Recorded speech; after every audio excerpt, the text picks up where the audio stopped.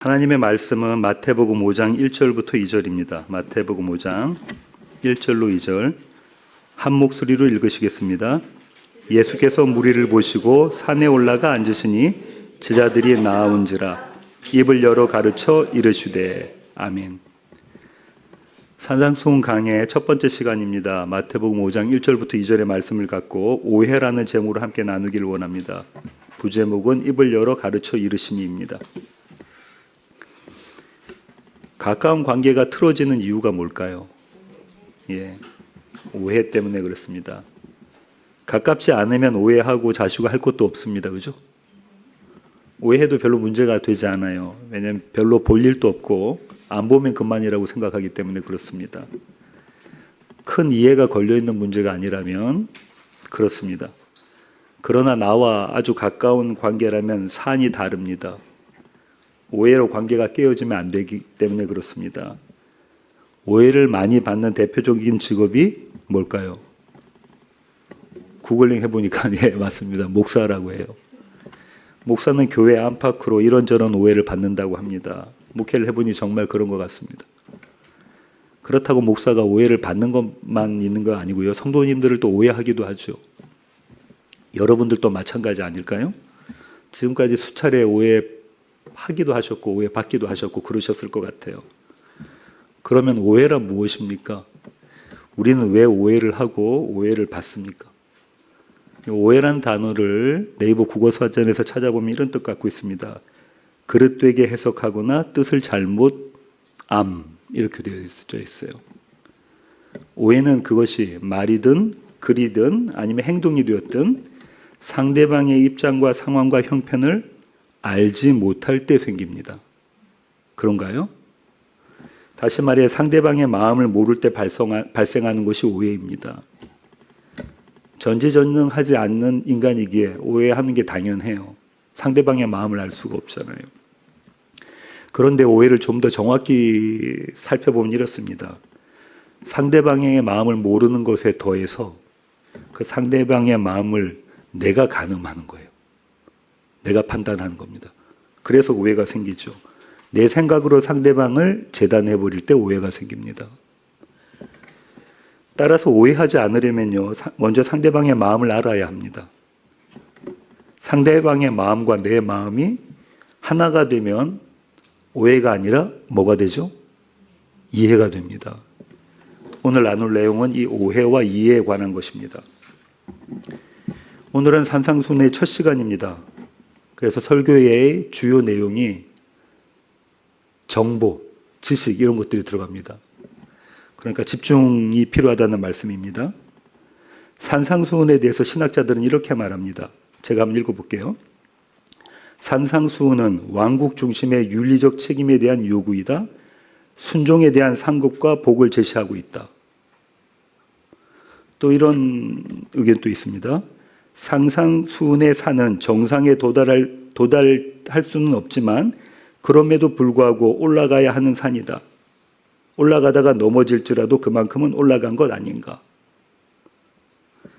이렇게 보면 산상수훈은 기독교 실천 윤리가 됩니다. 예수를 믿은 우리가 실천해야 하는 도덕이 산상수훈이 되어버려요. 과연 산상수훈의 의미가 이런 것일까? 이 질문을 가지고 오늘부터 시작해서 산상수훈을 시작하려고 합니다. 산상수훈은요, 마태복음의 강해가 5번 나오거든요. 5번 나오는 것은 예수님이 5번 설교하셨다는 말씀이 아니세요. 5번으로 마태가 편집했다는 거죠. 이 5번은 모세 오경과 순서를 맞춘 겁니다. 첫 번째 강해가 오늘부터 시작하는 산상수훈이에요. 그럼 이 산상수훈을 이해하려면 먼저 마태복음이 어떤 특징을 갖고 있는지를 이해할 필요가 있습니다. 마태복음 이야기하기 위해서는 성경을 해석하는 원리를 또 알아야 되는데요. 그 원리 중에 여러 원리가 있는데 그 중에 중요한 원리가 무엇이냐면 3가지 삶의 자리를 파악하는 거예요. 첫 번째 삶의 자리는 본문 안의 삶의 자리입니다. 본문 안의 삶의 자리라는 것은요, 성경 속에 이 텍스트 속에 나와 있는 그 사람들의 삶의 자리예요. 첫 번째 삶의 자리입니다. 두 번째 삶의 자리는요, 본문 형성의 삶의 자리예요. 이것은 본문이 기록할 당시 본문의 기록자와 주변에 있는 사람들의 삶의 자리예요. 마지막 삶의 자리는요, 해석자의 삶의 자리입니다. 이것은 성경을 읽는 사람의 그 사람의 삶의 자리예요. 1800년도에 만약에 성경을 읽었다면 그때의 삶의 자리. 지금 오늘은 우리의 삶의 자리. 첫 번째 삶의 자리와 두 번째 삶의 자리를 정확히 알고 있어야 본문을 바르게 이해할 수 있습니다. 어떤 의도로 이렇게 말씀이 기록되어졌는지. 그리고 그 이해를 바탕으로 우리가 선 삶의 자리를 성경적으로 해석해야 돼요. 그것이 적용이에요. 텍스트에 있는 내용을 제대로 알아서 첫 번째와 두 번째 삶의 자리를 바르게 알아서 우리의 삶의 자리에 적용하는 것. 그것이 성령께서 하시는 일이십니다. 그럼 제가 퀴즈를 드리겠습니다. 마태복음의 첫 번째 삶의 자리, 다시 말하면 본문 안의 삶의 자리는 어디인가요? 마태복음의 첫 번째 삶의 자리, 본문 안에서 나와 있는 삶의 자리는 어디입니까? 예수님 당시죠. 그렇죠? 두 번째 삶의 자리는 어딘가요? 마태가 마태복음을 기록한 그 당시라고요. 이 시차가 없을 수도 있고 시차가 있을 수도 있어요. 서신서들은 대부분 시차가 없죠. 그런데 다른 성경의 책들은 다 시차가 있단 말이죠. 그럼 우리는 뭘 알아야 되냐면 마태복음이 언제 기록되었는가를 알고 있어야 된다고요. 그리고 그때는 그들의 삶의 자리가 어떠했는지, 상황과 환경과 형편이 어땠는지를 알아야 돼요. 마태복음의 기록 연대는요, 넓게 보면 주후 50년부터 50년대 후반부터요, 90년대 초반까지를 봅니다. 아주 넓게 본 거예요. 학자들마다 초기를 주장하는 학자들도 있고 후기를 주장하는 학자들도 있고 그렇습니다. 많은 신학자들이 주후 AD 80년에서 90년 사이로 봐요. 그 이유는요, 예루살렘 성전이 몇 년도에 망했죠? 무너졌죠? 70년입니다. AD 70년에 예루살렘 성전이 돌 하나도 남기지 없이 무너져 버렸죠. 마태복음 안에는 성전 파괴에 대한 반응, 공동체의 시각 이런 것이 곳곳에 드러나요. 그래서 아마 그 성전이 파괴된 AD 70년 이후에 했을 것이다 라고 보죠. 그래서 80년에서 90년 사이로 대체로 봅니다. 그리고 또 한 가지는요, 마가복음이 마태복음보다 먼저 쓰였다고 생각하는데요. 그 마가복음이 AD 70년 성전 파괴 바로 직전에 기록되었거든요. 마태복음 기록 연대를 이렇게 로마 제국의 황제로 보면요, 초기류에 만약에 기록됐다면 네로 황제 때예요. 그런데 조금 전에 말씀드린 것처럼 후기에 기록됐다면 티투스 황제나 도미티안 황제 때예요. 이 중요합니다. AD 49년에요. 그리스도인이든 유대이든 상관없이, 유대교를 믿든 상관없이 로마에 있는 모든 유대 사람들을 추방해요. 사도행전에 그 내용이 나오죠. 추방한다고요. 그리고 AD 95년에는요, 도미티안 황제가 그리스도인을 핍박하는 데 절정으로 올라갑니다. 목숨 다 순교당하고 우리가 영화에서 보는 것처럼 짐승들에게 잡혀 먹히고 많은 사람들이 보는 앞에서 성관계를 하게 만들고 이런 어마어마한 핍박들이 있었어요. AD 95년도에. 요 AD 95년 그 핍박 전에 있었던 일들인 거예요. 지금 마태복음이 기록하고 있는 이게. 마태복음의 1차 독자가 누굴까요? 맞습니다. 유대인 그리스도인들이에요. 이제 막 예수님을 믿게 되었거나 아니면은 믿은 지 오래된 유대인 그리스도인들입니다. 여기에는 신학자들이 이견이 없어요. 다 공통적으로 동일해요. 대체로 팔레스타인이나 시리아 그 주변에 있는 유대인들인 거예요. 그러니까 이스라엘 가까운 지역에 있는 유대인들입니다. 따라서 마태복음을 읽는 이 사람들은요, 유대 전통과 구약 성경에 아주 익숙한 사람들이었어요. 그렇기 때문에 다른 복음서에 비해서 마태복음은 구약 인용이 아주 많습니다. 구약의 문화, 제사 이런 것도 아주 많이 나와요. 또 앞서 말씀드린 것처럼 마태복음의 1차 독자 쭉 읽어보면 이거 모세오경과 구조를 같이 했구나를 알아볼 수 있게끔 그렇게 되어져 있다고요. 여기까지가 우리가 지금 1차 독자들 삶의 자리, 두 번째 삶의 자리에 대한 마태복음이 기록될 당시의 상황 형편을 살펴봤습니다. 그럼 마태가 왜 마태복음을 유대인 그리스도인들에게 그 보기 위해서 이걸 기록했을까요? 그 이유가 있을 거 아니에요. 목적이 있을 거 아닙니까? 마태는 왜 이런 기록을 했을까?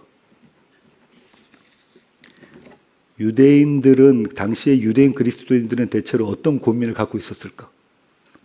무엇이 그들을 괴롭혔을까? 자고 일어나면 그들과 마주하는 문제가 무엇이었을까? 이것들의 답을 주기 위해서 마태가 기록한 게 마태복음이라고요. 그 시대를 살펴보면 앞서 말씀드린 것처럼 지독한 박해가 바로 있기 전입니다. 또 폭풍 전야 같은 거예요. 아직 본격적이고 조직적인 박해는 없었어요. 그럼에도 불구하고 그들은 유대 사회에선 배척당했습니다. 유대 사람들이 제대로 취급을 안 했단 말이에요. 한번 생각해 보죠. 평생을 성정과 율법을 붙잡고 살았던 사람들이 이 사람들이에요. 이들은 유대인들이라고요. 그죠?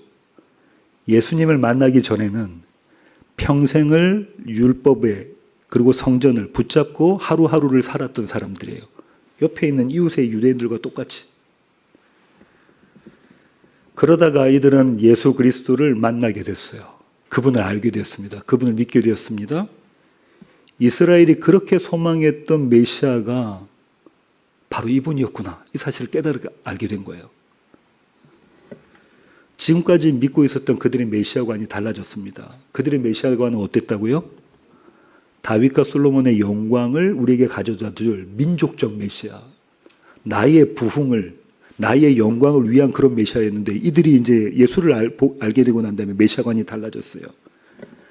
나의 죄, 우리의 죄에서부터 우리를 구원해 주실, 사망으로부터 우리를 건져 주실, 생명으로 옮겨 주실 그분이시구나. 그분이 메시아구나. 성경에 말하는 메시아구나. 이걸 알게 된 거예요. 이제 그분 예수를 믿는 믿음으로 하루를 삽니다. 그런데 이웃들이 자고 일어나면 마주하는 그 이웃들과 친지들이 그들을 배척하고 핍박하고 그들을 미워해요. 이제 우리는 어떻게 해야 하나? 집 밖으로 나가는 것이 무섭습니다. 그리고 우리가 믿고 있는 이 믿음이 정말 맞는 것인가? 그런 의문이 들지 않았겠습니까?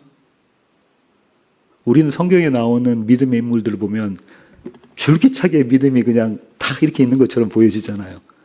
저와 여러분의 믿음이 그래요? 아닙니다. 오락가락하죠. 상황과 형편 때문에 왔다 갔다 합니다. 그렇죠? 이게 우리의 믿음이라니까요. 이들의 믿음도 그랬을 거라고요.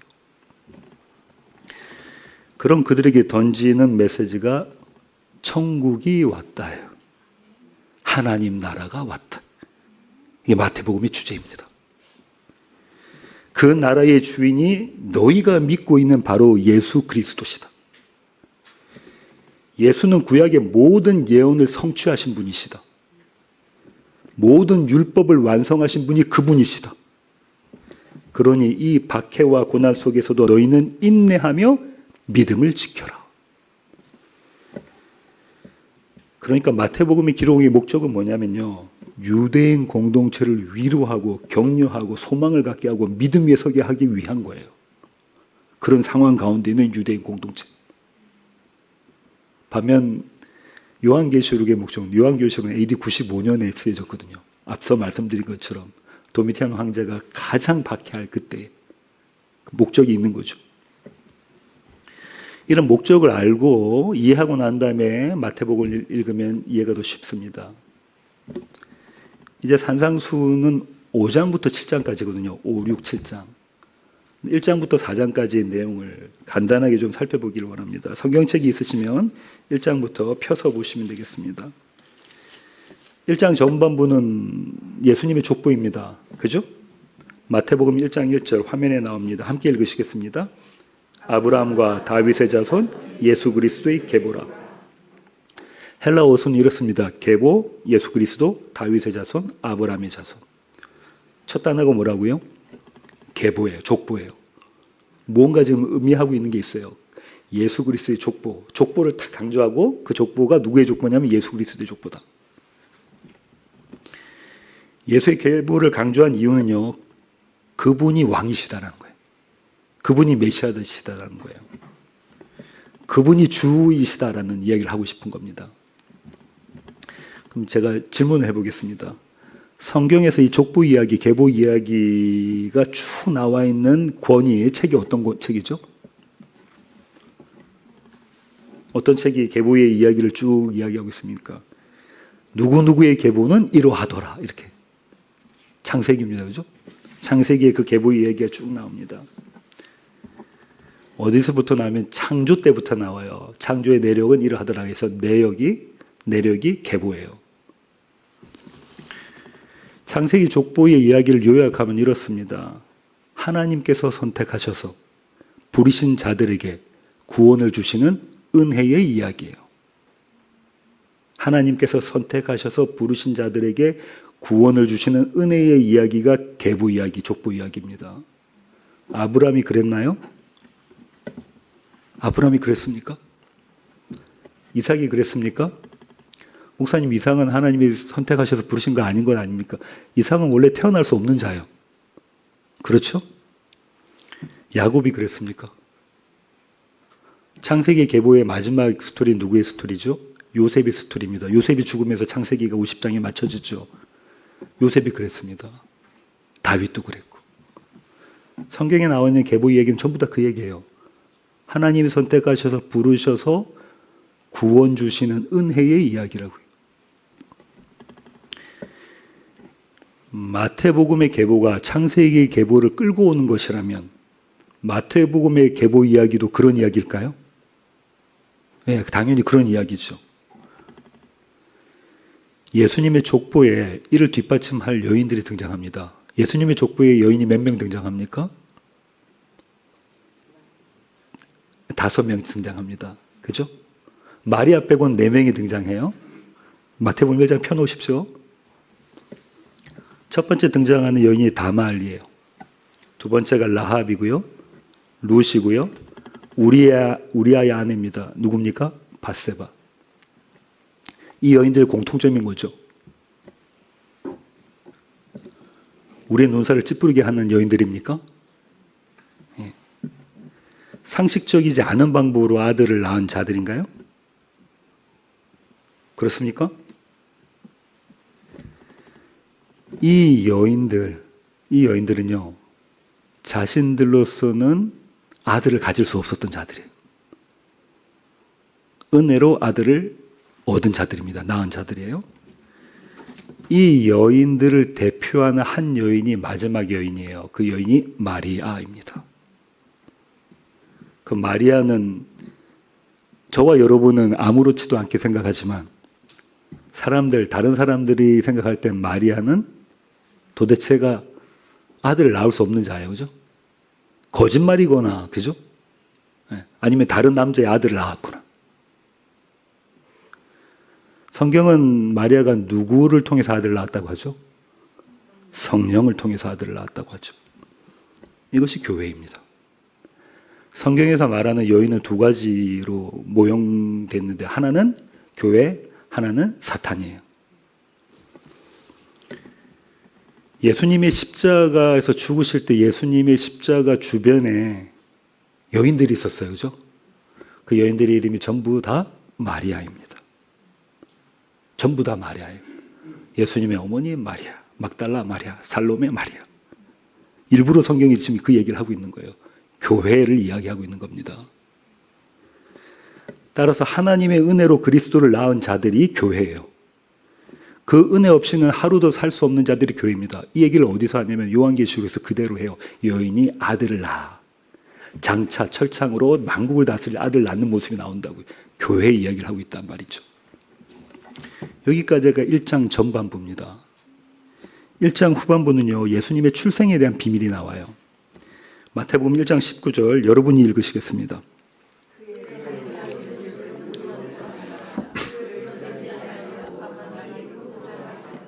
성경은 요셉을 어떤 사람이라고 말합니까? 의로운 사람. 여기도 복선이 있습니다. 유대인으로서 최고의 의를 보여준 사람이 요셉이에요. 요셉과 마리아는 지금 어떤 기간 중에 있죠? 약혼 기간. 히브리 사람들에게 약혼은 이미 혼인한 거예요. 남편과 아내라고 부른단 말이죠. 그 1년 동안 뭐 합니까? 남편은 1년 동안 뭐 하냐면 아내를 데리고 올 집을 준비하죠. 그러니까 방을 준비하고 그걸 아버지하고 같이 준비를 하고요. 아내도 순결한 모습으로 지키고 있어야 돼요. 그런데 서로에게 순결을 해야 되는 이 배우자가, 이 마리아가 수치를 범해버렸습니다. 이런 경우는 어떻게 하냐면 간음한 자하고 똑같은 형벌을 받게 돼요. 그 간음한 자가 받는 형벌은 어떤 거냐면요, 돌로 쳐 죽이거나 불에 태워 죽입니다. 그러니까 마리아는 어떻게 죽어야 되냐면 그렇게 죽어야 될 사람이라는 거예요. 그런데도 요셉은 마리아에게 자비를 베풀죠. 은혜를 베풉니다. 그 은혜가 뭐라고 나와 있죠? 가만히 끊고자 하여. 이건 어떤 거냐면요, 율법에 따라서 이혼 증서를 줘야 돼요. 근데 재판장에 가지 않는 거예요. 재판장에 가면 모든 사람이 다 알게 되니까 어떻게 하냐면 가만히 준 거죠. 가만히. 이혼 증서를 받게 된 이 여인은 죽지는 않아요. 이런 처형을 받지는 않는데 자기 친정에서 쫓겨나요. 왜냐하면 집안의 수치가 되니까. 당시 유대 사회는 명예를 최고의 가치로 생각했던 사회였어요. 여인 혼자 살 수 없죠. 결국은 어떻게 해서 최악의 상황에 살거나 아니면 죽게 되거나 둘 중에 하나일 겁니다. 요셉이 발휘한 의의 수준이 이 정도 수준이에요. 근데 이 수준은 당시 유대 남자들이 아무도 발휘할 수 없는 수준인 거예요. 내 아내가 바람을 피웠어요. 그래서 아기를 가졌어요. 그럼 그 당시는 자기가 먼저 돌을 쳐서 던진단 말이에요. 그런데 지금 요셉은 가만히 끊고 자요. 그 마리아를 위해서 그렇게 한 겁니다. 근데 이 의는요, 아내의 수치를 덮어주는 수준의 의예요. 좀 더 정확히 말하면 이런 겁니다. 나의 수치를 가리는 수준이에요. 나의 수치를 가리는 수준. 그런데 하나님은 뭐라고 말씀하시냐면 그 정도 수준의 의로는 곤란해, 부족해. 이렇게 말씀하시는 거예요. 누구 보고요? 요셉 보고. 아내의 수치가 너의 수치가 되어야 돼. 이렇게 말씀하고 계세요. 마태복음 1장 20절부터 21절입니다. 함께 읽으시겠습니다. 이 일을 생각할 때에 주의 사자가 현몽하여 이르되 다윗의 자손 요셉아 내 아내 마리아 데려오기를 무서워하지 말라. 그에게 잉태된 자는 성령으로 된 것이라. 아들을 낳으리니 이름을 예수라 하라. 이는 그가 자기 백성을 그들의 죄에서 구원할 자이심이라 하니라. 이 얘기가 그 얘기예요. 요셉아, 네 아내 마리아의 수치가 너의 수치가 되어야 돼. 마태복음 1장 24절 25절. 이 요셉은요, 하나님의 말씀에 순종합니다. 함께 읽으시겠습니다.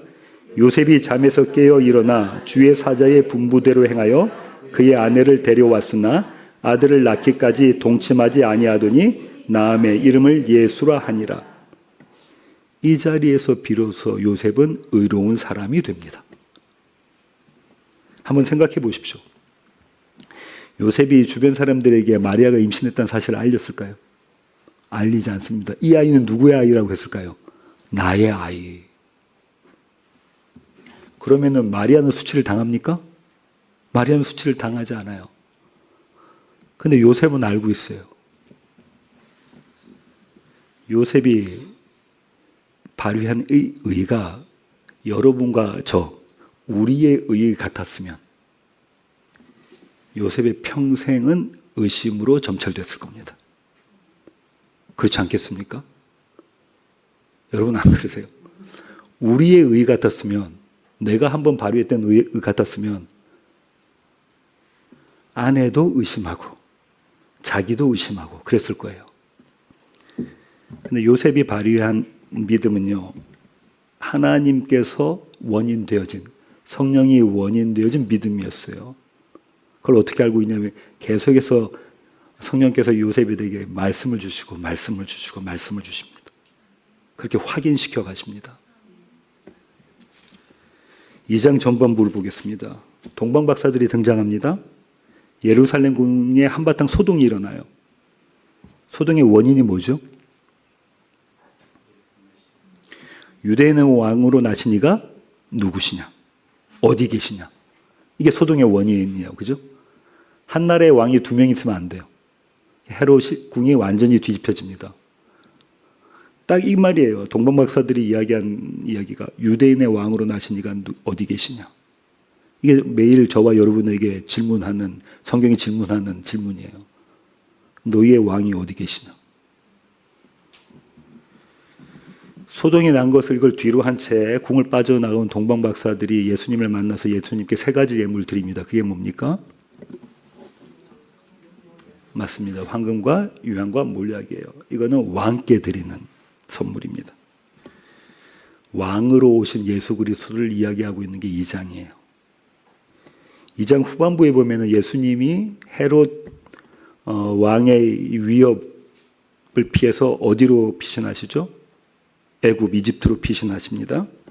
그 사이에 헤롯은 동방박사에게 속은 줄 알고 어떻게 하냐면 베들레헴에 있는 2살 아래에 있는 모든 사내 아이들을 다 죽여버리죠. 십자가 사건의 모형입니다. 헤롯이 죽자 요셉 가족은 다시 돌아오는데 베들레헴 고향으로 가지 않고 나사렛에 가서 그렇게 지내죠. 목수로 지냅니다. 아버지 요셉도 목수, 아들 예수도 목수. 3장 전반부에 침례 요한이 쫙 하고 등장합니다. 마태복음 3장 1절부터 2절 함께 읽으시겠습니다. 그때에 침례 요한이 이르러 유대 광야에서 전파하여 말하되 회개하라 천국이 가까이 왔느니라 하였으니, 침례 요한이 전파한 복음이 뭡니까? 천국이 왔다요. 천국이 가까이 왔다. 천국이 왔다죠.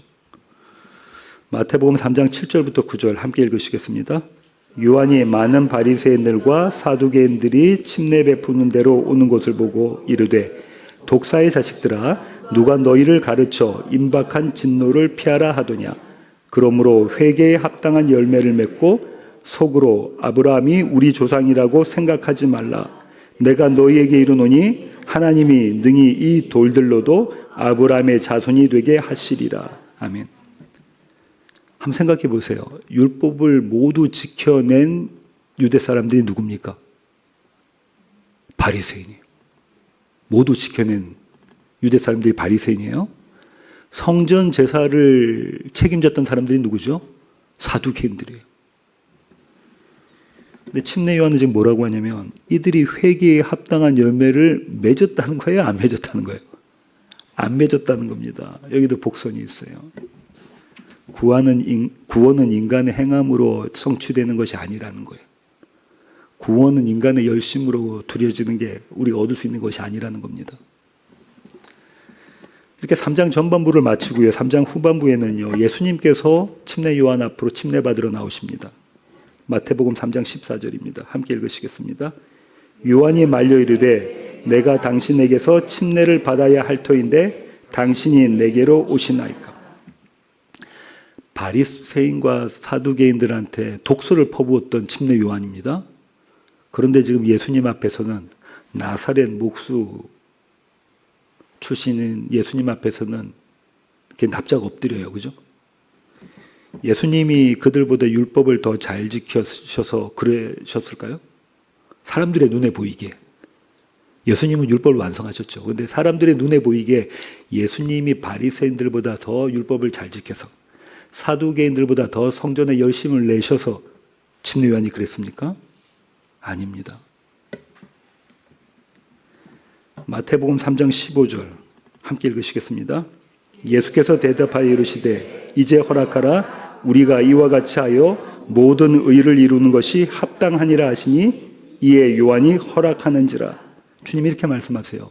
모든 의를 이루는 것이 합당하다. 무슨 말입니까? 당신의 백성들의 모든 죄를 당신이 안고 지고 가시겠다는 거예요. 침례가 의미하는 게 뭡니까? 사망과 부활이거든요. 지금 무엇 이야기하냐면 당신의 백성들의 모든 죄를 안고 내가 죽고 그들과 함께 내가 다시 일어나는 것.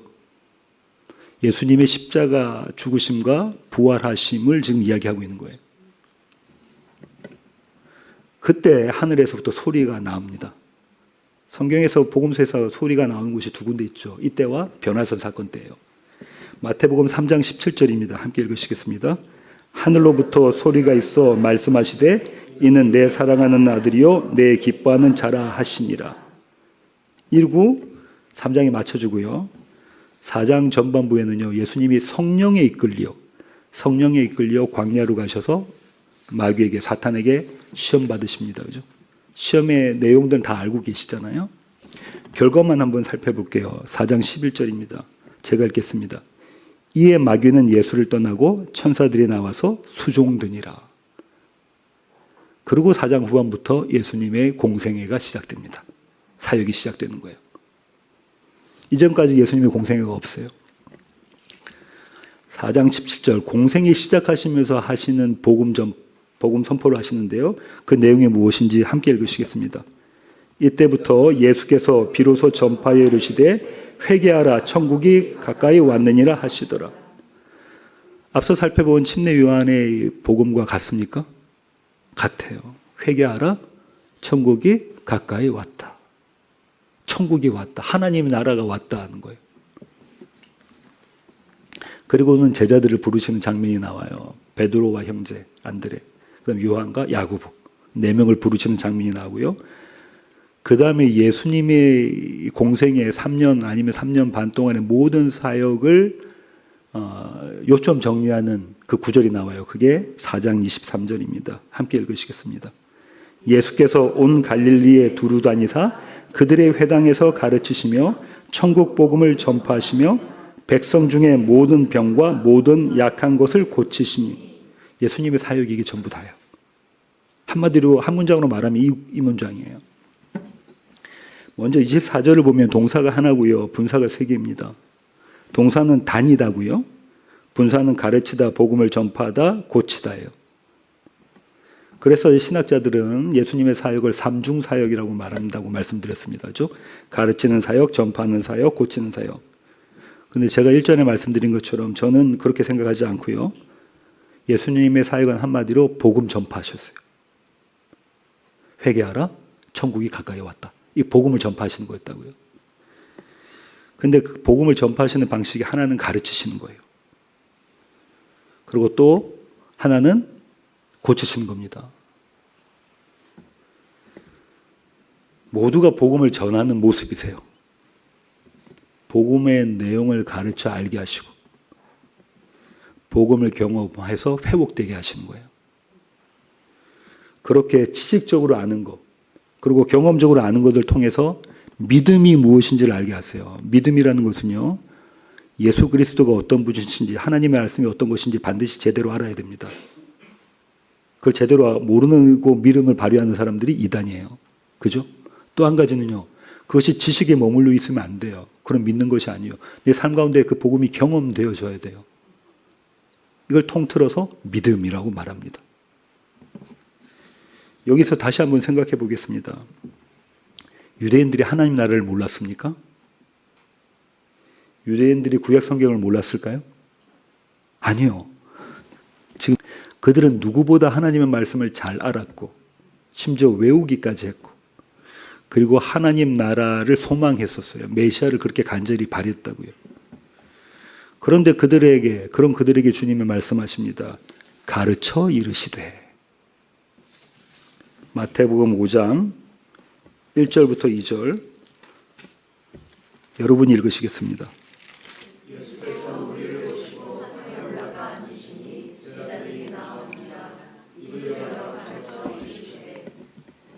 이 두 구절을 읽은 마태복음의 1차 독자는요. 유대인들이기 때문에 예수님이 지금 누구와 비교되고 대조되고 있다는 것을 대번에 알아차려요. 그게 누구냐면 모세입니다. 산에 올라가서 앉아서 가르치시는 모습이에요. 그 산이 어느 산이었죠? 신의 산이었어요. 하나님의 법을 주는, 그리고 이스라엘 백성들을 가르치는 그 모습. 그것이 대본의 연상이 돼요. 주님은 다시 그 법을 가르치고 계시는 거예요. 이미 그들이 갖고 있었던 그 법을, 하나님의 말씀을. 그것이 5장부터 7장까지의 산상수훈입니다. 질문 드리겠습니다. 주님은 왜 모세 율법을 다시 이들에게 가르치셨을까요? 그들이 뭐 했기 때문에? 오해했기 때문입니다. 주님은 이 긴 설교를 통해서요, 그들의 오해를 고쳐주십니다. 그 시작이 우리가 잘 알고 있는 팔복이에요. 다음 주부터 할. 주님은 팔복을 통해서 유대인들이 알고 있었던 복의 개념을 완전히 바꿔놓으세요. 당시 유대인들이 갖고 있었던 복은 어떤 거냐면 이런 겁니다. 물질의 풍요였어요. 자손의 번창이었습니다. 사회적인 존경이었어요. 명예사회였어요. 경건한 삶이었어요. 종교생활이었어요. 이런 삶을 누리고 있는 사람들이 우리 이웃 가운데 있으면 저 사람은 복받았어. 하나님 거로부터 복받은 자, 이렇게 생각했다는 거예요. 그런데 주님은 그들의 그런 오해를 고쳐주십니다. 그것이 팔복입니다. 팔복의 내용을 한번 찬찬히 들여다보면요, 우리가 그 의미를 제대로 안다면 그것들을 복이라고 부를 수가 없어요. 이 중에 목사님 좀 괜찮은 것도 있는데, 아니 그 의미를 제대로 안다면 우리가 그것들을 복이라고 부를 수 없는 것들이라고요. 그런데 주님은 그것을 복이라고 부르고 계시다고요. 다시 마태복음 1차 독자들에게 가볼게요. 이들이 지금 어떤 상황 가운데 있냐면, 주변에 있는 이웃과 친척들 모든 사람들로부터 핍박을 받고 있는, 박해를 받고 있는, 곤란함을 받고 있는 그 상황이었어요. 그런데 그들을 향해서 지금 어떤 메시지를 주냐면 너희들이 복받은 자다라는 메시지를 주고 있는 거예요. 그게 팔복입니다. 성도의 정체성이 어떻다는 거예요? 이 팔복이라는 거예요. 그 팔복은 복을 받기 위한 조건으로 우리가 무엇을 해야 된다는 게 아니라 이미 그리스도 예수를 믿음으로 복받은 너희의 모습은 이렇다라고 보여주는 것이 팔복인 거예요. 교회의 정체성. 다음 주부터 그 얘기를 나눌 겁니다. 오늘 설교의 결론을 맺겠습니다. 예수님은 우리의 오해를 깨뜨리시려 이 땅에 오셨습니다. 내가 나의 왕이 되어 잘 살 수 있다는 그런 오해. 내가 내 삶의 왕이 돼서 난 잘 살 수 있어. 이런 오해 깨뜨리시러 이 땅에 오셨어요. 나의 열심으로 구원을 이룰 수 있어. 구원을 성취할 수 있어. 이 오해를 깨뜨리러 오셨습니다. 하나님도 믿음도 모두가 다 나를 위해 한 것이야. 내가 왜 신앙생활 하는 줄 아나? 나와 내 가족을 위해서. 내가 왜 이렇게 열심히 헌금하고 헌금이 예배 참석하고 이러는 줄 알아? 나와 내 가족을 위해서. 이거 다 깨뜨리시기 위해서 예수님이 이 땅에 오셨습니다. 주님은 이런 오해들을 기록한 돌판을 깨뜨리시는 거예요. 그 자리에 당신의 말씀을 새겨 넣으십니다. 그렇게 우리의 마음판에 하나님의 말씀을 새겨 넣으세요. 복음을 새겨 넣으십니다. 주님께서 그 일을 우리에게 하시는 이유가 뭘까요? 설교 앞에서 말한 것처럼 친하지 않으면 그럴 필요가 없어요. 가까운 사이가 아니면 그럴 필요가 없어요. 주님은 우리와 가까우셔서 그 일을 하시는 겁니다. 얼마나 가까우시냐면요, 한 몸 될 정도로 가까우신 거예요. 따라서 저와 여러분은 결코 그분과 헤어질 수가 없습니다. 이것이 은혜입니다. 주님은 헤어질 수 없는 우리들에게 날마다 우리의 삶 가운데 하나님 말씀을 주셔서 우리의 오해를 풀어가십니다. 그분을 이해하게 하세요. 당신의 말씀을 이해하고 경험하도록 오늘 또 입을 열어 저와 여러분을 가르치십니다. 오늘 예배의 마침 찬양이요, 나 가진 재물 없었나라는 찬양입니다. 이 찬양에는 시잖아요. 시를 찬양 노랫말로 바꾼 거잖아요. 최덕신 목사님께서 곡을 붙이셔서요. 시인은 송명희 님입니다. 그죠?